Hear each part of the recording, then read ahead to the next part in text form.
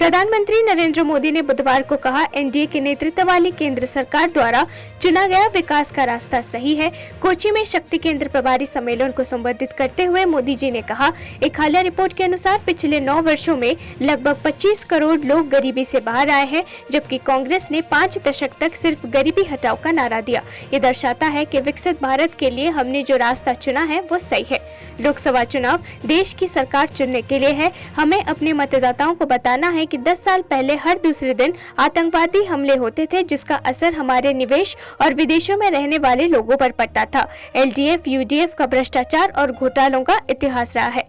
देश की समुद्री ताकत को बढ़ावा देने के लिए प्रधानमंत्री नरेंद्र मोदी ने बुधवार को केरला के कोच्चि में 4000 करोड़ रुपए की परियोजनाओं का उद्घाटन किया। इन परियोजनाओं में कोचिन शिपयार्ड लिमिटेड में 310 मीटर लंबा न्यू ड्राई डॉक, सीएसएल की अंतर्राष्ट्रीय जहाज मरम्मत सुविधा और पुथुविपाइन में इंडियन ऑयल कॉर्पोरेशन लिमिटेड का एलपीजी आयात टर्मिनल शामिल है। हाल में ही आई एक रिपोर्ट में आया है कि पिछले 9 वर्षों में देश में 25 करोड़ लोग, ये आंकड़ा याद रखिए, 9 वर्ष में 25 करोड़ लोग गरीबी से बाहर निकले हैं। जिस देश में 5 दशकों तक कांग्रेस जैसे दलों ने सिर्फ गरीबी हटाओ का नारा दिया, वहां सिर्फ 9 साल में लगभग 25 करोड़ लोगों का गरीबी से बाहर निकलना, ये बहुत बड़ी बात है। ये दिखाता है कि विकसित भारत बनने के लिए हमने जो दिशा तय की है, जिस रास्ते पर चल रहे हैं, वो रास्ता सही है। साथियों, लोकसभा के चुनाव देश की सरकार चुनने के लिए है।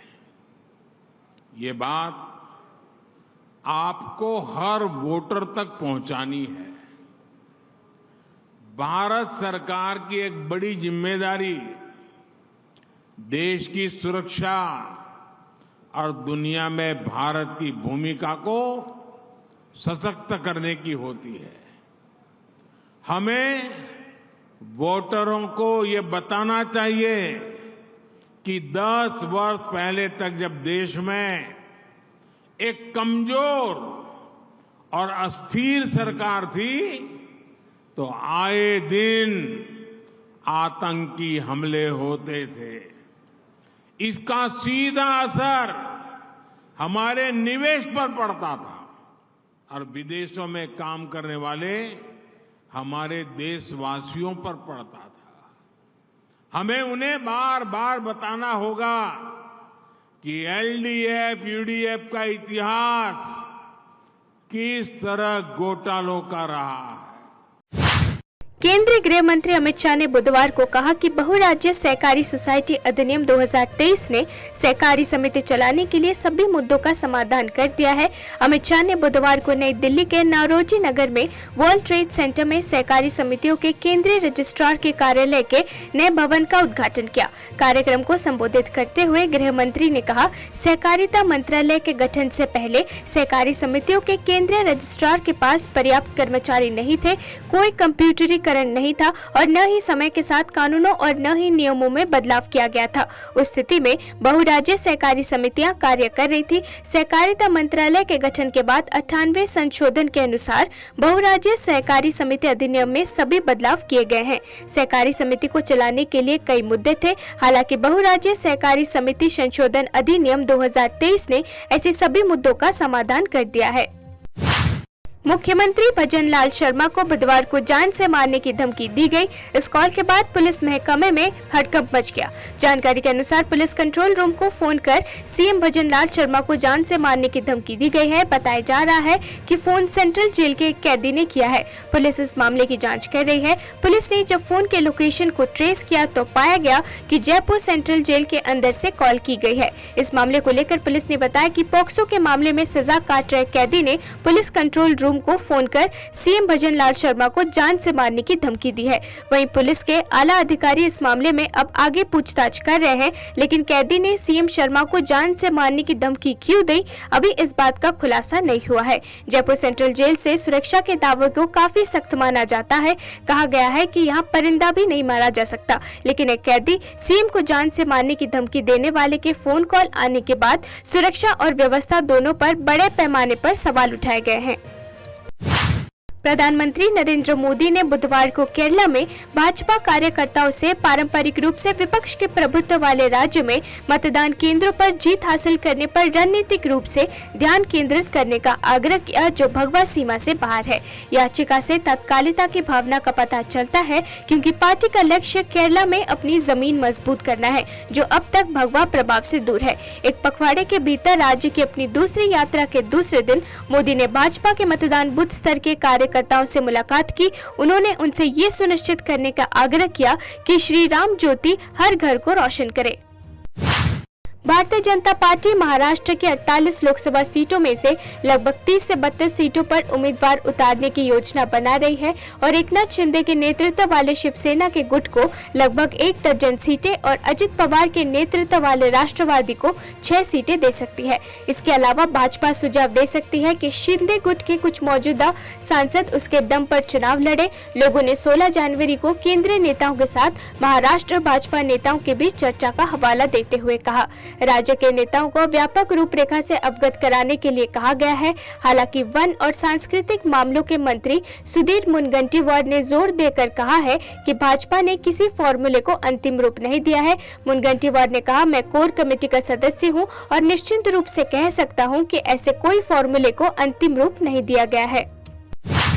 कांग्रेस और समाजवादी पार्टी ने बुधवार को आगामी लोकसभा चुनावों के लिए उत्तर प्रदेश में सीट बंटवारे पर दूसरे दौर की बातचीत की, लेकिन कोई अंतिम निर्णय नहीं हुआ। हालांकि दोनों पक्षों ने जल्द ही एक सार्थक समझौते पर पहुंचने का विश्वास व्यक्त किया। 2 घंटे तक चली चर्चा कांग्रेस नेता मुकुल वासनिक के आवास पर हुई, जो पार्टी की सीट साझाकरण समिति के संयोजक भी है, और इसमें विपक्षी इंडिया ब्लॉक के दोनों सहयोगियों ने वरिष्ठ नेताओं ने भाग लिया। कांग्रेस की ओर से राजस्थान के पूर्व मुख्यमंत्री अशोक गहलोत, वरिष्ठ नेता सलमान खुर्शीद और मोहन प्रकाश के अलावा यूपी पार्टी प्रमुख अजय राय ने वार्ता में हिस्सा लिया, जबकि समाजवादी पार्टी का प्रतिनिधित्व पार्टी के राष्ट्रीय महासचिव राम गोपाल यादव ने किया। बैठक के बाद पत्रकारों से बात करने वाले खुर्शीद ने कहा है कि इंद्रधनुष के स्पष्ट संकेत है और दोनों पक्षों ने अपनी इच्छा सूची रखी, जिससे अच्छी और उत्पादक बातचीत हुई। भारतीय रिजर्व बैंक के गवर्नर शक्तिकांत दास ने बुधवार को वर्ल्ड इकोनॉमिक फोरम 2024 में कहा कि भारत में अंतर्राष्ट्रीय विश्वास अब तक के उच्चतम स्तर पर है।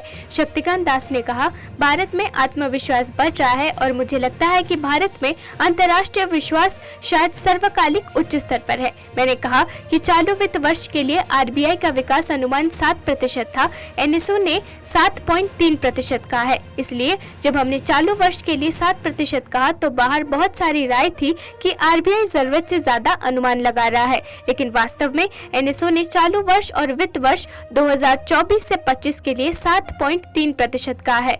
मैंने जो उल्लेख किया है वो ये है कि मुझे लगता है कि भारत की जीडीपी वृद्धि 7% तक पहुंच जाएगी। I said that current year, that is for the current financial year, RBI's growth projection was 7%.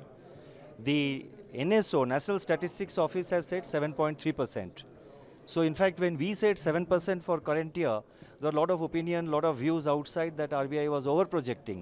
But in actuality, the National Statistics Office, which has lot more data, has said 7.3% for current year. And for next year, that is the financial year 24-25, what I mentioned is that my sense is that India's GDP growth will touch 7%. Thank you. So you have heard a lot of industrialists here, foreigners. So what are your views about, There is growing confidence on India, and I think the international confidence on India is perhaps, at an all-time high. Delhi के मुख्यमंत्री अरविंद केजरीवाल के एक बार फिर उत्पाद शुल्क नीति मामले में प्रवर्तन निर्देशालय के समन से बचने की संभावना है, क्योंकि वे लोकसभा चुनाव 2024 के लिए आम आदमी पार्टी की तैयारियों का जायजा लेने के लिए गोवा रवाना होने वाले हैं। दिल्ली उत्पाद शुल्क नीति मामले में पूछताछ के लिए चौथी बार तलब किया गया है, जिसे मुख्यमंत्री ने फिर से अवैध बताया है। अरविंद केजरीवाल इससे पहले 3 बार ईडी के सम्मन को नजरअंदाज कर चुके हैं। अरविंद केजरीवाल ने कहा कि जो भी करना होगा वो करेंगे। आम आदमी पार्टी और दिल्ली सरकार के सूत्रों ने पीटीआई को बताया है कि उनके एजेंसी के सामने पेश होने की संभावना नहीं है, क्योंकि उनका 3 दिवसीय दौरे पर गोवा रवाना होने का कार्यक्रम है। अरविंद केजरीवाल को पहले 11 जनवरी को गोवा के लिए रवाना होना था, लेकिन गणतंत्र दिवस के लिए दिल्ली की तैयारियों की निगरानी के लिए इसे स्थगित कर दिया गया था। अरविंद केजरीवाल को पिछले हफ्ते चौथी बार ईडी समन जारी किया गया था और 18 जनवरी को एजेंसी के सामने पेश होने के लिए कहा गया था। हालांकि उनके एक बार फिर ईडी के समन में शामिल न होने की संभावना है। 550 वर्षों के बाद लाखों भक्तों के लिए लंबे समय से प्रतीक्षित क्षण आखिरकार आ गया है, क्योंकि भगवान रामलला की मूर्ति को आज अयोध्या में नवनिर्मित राम मंदिर के गर्भगृह में रखा जाएगा। समारोह का शुभ समय दोपहर 12:20 से लेकर 1:28 तक है। मैसूर स्थित अरुण योगीराज द्वारा बनाई गई 51 इंच की रामलला की मूर्ति को गुरुवार की तड़के अयोध्या में राम मंदिर के गर्भगृह के अंदर ला गया। अयोध्या राम मंदिर प्राण प्रतिष्ठा समारोह के लिए 7 दिवसीय धार्मिक अनुष्ठान 16 जनवरी से शुरू हुआ और 21 जनवरी तक चलेगा। श्री राम मंदिर निर्माण समिति के अध्यक्ष नृपेंद्र मिश्रा ने कहा कि रामलला की मूर्ति को बुधवार रात राम मंदिर के गर्भगृह के अंदर लाया गया। मिश्रा के मुताबिक आज गर्भगृह में मूर्ति स्थापित किए जाने की संभावना है। भारत में पिछले कुछ हफ्तों में दैनिक कोविड-19 मामलों में गिरावट आ रही है। 31 दिसंबर को 8 से 40 से कम होकर मंगलवार को केवल 269 हो गई और सक्रिय मामलों की संख्या अब केवल 2556 है। सरकार ने बुधवार को कहा 3 मौतें हुई। दिसंबर की शुरुआत का प्रतिदिन रिपोर्ट दिए जाने वाले नए मामलों की संख्या 100 से नीचे गिर गई थी, लेकिन बाद के दिनों और हफ्तों में ये बढ़ गई, एक नए वेरिएंट JN.1 के उद्भव और सर्दियों की शुरुआत के कारण। इस संयोजन के कारण कुल सक्रिय मामलों में वृद्धि हुई लगभग 2800 से 4500 तक। सौभाग्य से अधिकांश नए मामले केवल हल्के संस्करण वाले थे। स्वास्थ्य मंत्रालय के सूत्रों ने जोर देकर कहा कि 17 राज्यों में 1200 से अधिक नए JN.1 मामले सामने आए हैं, लेकिन ये चिंता का विषय नहीं है। एक सूत्र ने कहा कि डेटा से पता चलता है कि JN.1 न तो नए मामले में तेजी से वृद्धि कर रहा है और न ही हॉस्पिटल में भर्ती होने और मृत्यु दर में वृद्धि कर रहा है।